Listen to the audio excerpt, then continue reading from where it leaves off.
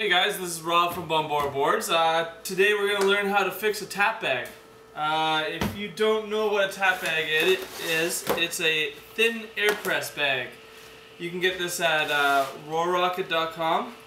It's the best tool you can use for a small company to build longboards or skateboards or a variety of different things. And overuse over time, they do get holes in them. So it is super easy to fix, so we're going to do that. And to do that, all you're going to need is your bag, some cardboard box cut to the shape of your bag. You're going to need, now there's different ways of sealing it. I use this air stop stuff that you can get at Canadian Tire for like $4 or something like that. But you can use tape, I've heard of hot glue, stuff like that. You're going to need like a mister to spray down the bag. And some breather netting, which I got right here.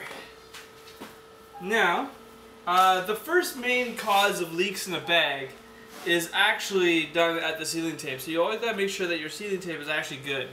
If it looks like it's cracked up or you got little veins running of air, then just replace the sealing tape and start with that. Repress it, see if it holds. But if you're sure there's a hole in it, which you can usually hear a thin whistle or something like that, then you know you got a hole. So we're going to fix that. Just slide the cardboard box in.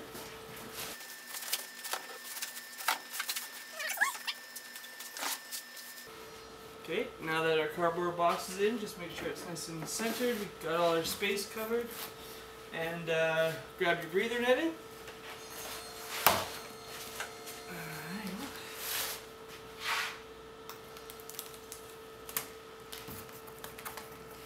Just do that. Seal her up.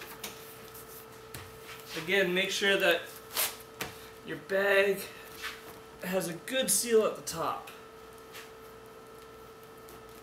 And then just take your vacuum if you don't want to hand pump like crazy.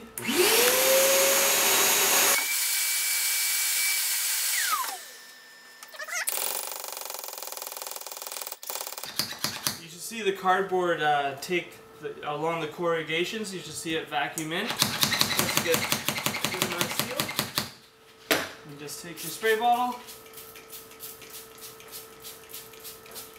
give it a good spray. Now you want to check the front and back, but we'll check the front first. And just spread that water around. Now what this does is the water gets sucked into the crack and then it shows up as a dark liquid on your cardboard. And see right away, right here, we've got a hole right there. And you'll also want to make sure that your valve is sealed properly. Sometimes the sealing tape can give way around here, so you make sure that that is all sealed up and that this is nice and tense. And that when you wiggle it a little bit, it doesn't make a whistling sound at all or anything. And this one looks good. And now we're going to flip it over. Make sure your nozzle is off the table so you don't let air out that way. And we're going to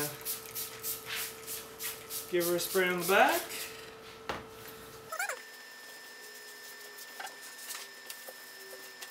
And it looks like the back is actually pretty good. So, now that we know where the hole is, which is right there, we're just going to give her a dry off in that area. And mark it, just because it's kind of easy to lose track of where the hole is. And then you take whatever you're going to use for your sealant.